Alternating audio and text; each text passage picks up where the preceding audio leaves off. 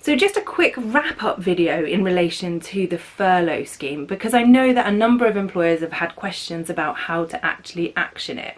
So there are a few steps you need to take if you are thinking about furloughing staff.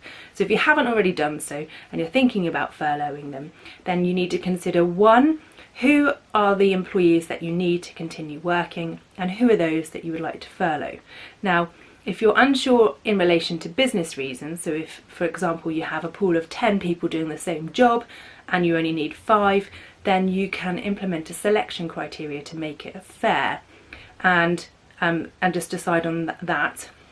There is a way in which now the government have confirmed that you can furlough some employees for 3 weeks and then bring them back and then furlough them again, or you can furlough others. So if you have got 10 people doing the same job and you only need 5 at the moment, you could furlough the 5 for 3 weeks, bring them back and then furlough the other 5, so that it makes it fair.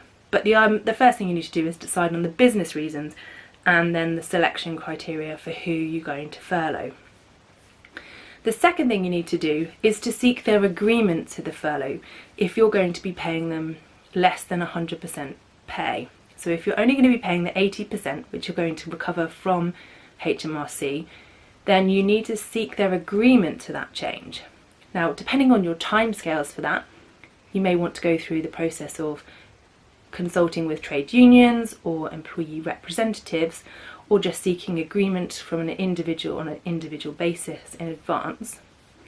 If you need to move quickly, however, recognising that it carries with it a small legal risk, you could furlough staff and send them the agreements to say that they are sort of retrospectively agreeing to it, so that you are saying we are temporarily changing your contract terms to pay you 80% and would like you to agree to that, and asking them to sign to say that they will. Now, in my experience, most employees are agreeing to this at the moment. Hardly anyone has kicked up a fuss to say that they want 100% or that they disagree with the decision to furlough. We are in, as everyone says, unprecedented times in relation to this, and lots of people recognise that being at home, safe and well with 80% of pay is much better than the alternatives, which could be the business folding or being made redundant, or their colleagues being made redundant. But you do need to seek agreement. I say it's a low legal risk for those reasons, because most people are willing to agree, and if you can agree between you, then that's fine. The third thing you need to do then is make sure that you put the details in writing to the employees, so that you have a copy of that and a record should you need it for HMRC, who have said that you need to keep those letters for 5 years.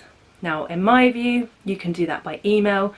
Given the situation that we're in currently, it may not be reasonable or practicable to put together hard copy letters and ask people to sign them and post them back to you. So you could put it into a letter and send it to them by email and ask them to reply by email to confirm their acceptance. That would be your evidence. The other thing I suggest you do is keep a spreadsheet with the details of the employees that are furloughed and the date they're furloughed and that sort of thing. If you've got a great accountant like we have, then they will already be on top of this, asking you for the information and putting it into your pay slips and your pay records ready for when you have to make your claim. So if you speak to your accountant or liaise with your payroll provider, if you haven't already, or if you're doing it yourself, make sure that you keep good records of exactly what's happening. We have created a DIY document shop for this, so a pack of DIY documents for the furlough scheme, including letters, agreements, a spreadsheet and some frequently asked questions for employees. So if you want to download a copy for your use, for your business, you can do so. It's £50 plus VAT, and you can find it on our website adviceforemployers.co.uk, or if you'd like some more information you can get in touch with me. It's Alison at realemploymentoradvice.co.uk. Many thanks for watching.